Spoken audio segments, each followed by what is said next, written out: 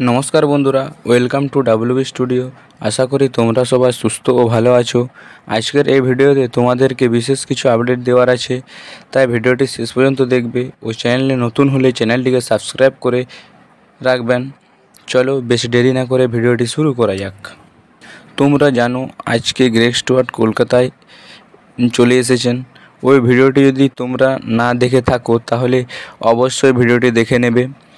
এবার আজকের ভিডিওতে যে আপডেটটি প্রথমে দিতে চলেছি অ্যালবার্টো রড্রিগেজকে নিয়ে। যেমনটা বলেছিলাম আগের ভিডিওতে, তিনি ভিসা পেলেই কিন্তু কলকাতায় চলে আসবেন। ঠিক তেমনটাই খবর অনুযায়ী অ্যালবার্টো রড্রিগেজ কিন্তু ভিসা পেয়ে গেছেন এবং আজকেই তিনি কলকাতায় আসতে চলেছেন। কখন আসবেন সে খবর ঠিক আমার কাছে নেই, তবে আজকে অ্যালবার্টো রড্রিগেজ কলকাতায় আসছেন এটুকু খবর আছে। খবরটি শুনে মোহনবাগান ফ্যানদের জন্য খুবই খুশির।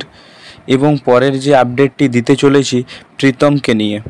এই মুহূর্তে প্রীতম ও মোহনবাগানের কথাবার্তা চলছে।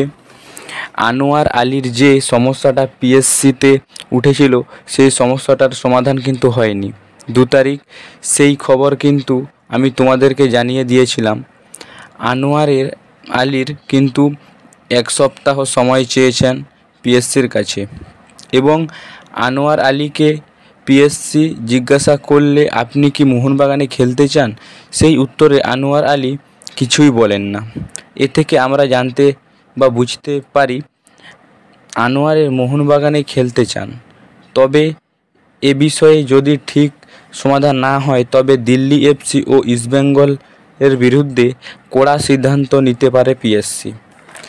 তবে দেখা যাক, পরের সপ্তাহে আবার এ বিষয়ে পিএসসি আলোচনায় বসতে চলেছে এবং প্রীতমকে যে খবরটি বেরিয়ে আসছে, আনোয়ার যদি মোহনবাগানে না থাকে তাহলে কিন্তু প্রীতমের দিকে অল আউট ঝাঁপাতে চলেছে মোহনবাগান।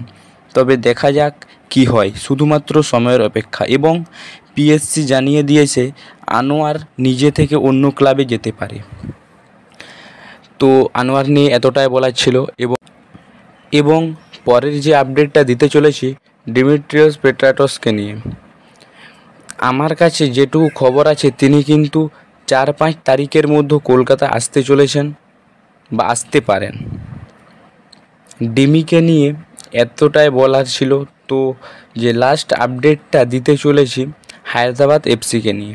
হায়দ্রাবাদ এফসি ফ্যানদের জন্য দুঃখের খবর যে হায়দ্রাবাদ এফসি যে ডুরানের জন্য স্কোয়াড ছিল সেখানে শুধুমাত্র 11 জন খেলোয়াড় ছিল এবং হায়দ্রাবাদ যেহেতু ট্রান্সফার উইন্ডো ব্যান আছে, সেই জন্য হায়দ্রাবাদ এফসি কিন্তু ডুরানের থেকে কিন্তু হায়দ্রাবাদের নামটি তুলে নিয়েছে।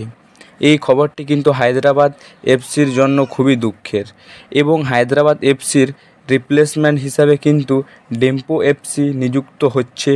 তো আজকের ভিডিওটি এই পর্যন্তই ছিল। ভিডিওটি ভালো লাগলে লাইক, কমেন্ট, শেয়ার এবং চ্যানেলে নতুন হলে চ্যানেলটিকে সাবস্ক্রাইব করে রাখবেন। তো দেখা হচ্ছে নেক্সট ভিডিওতে। ধন্যবাদ।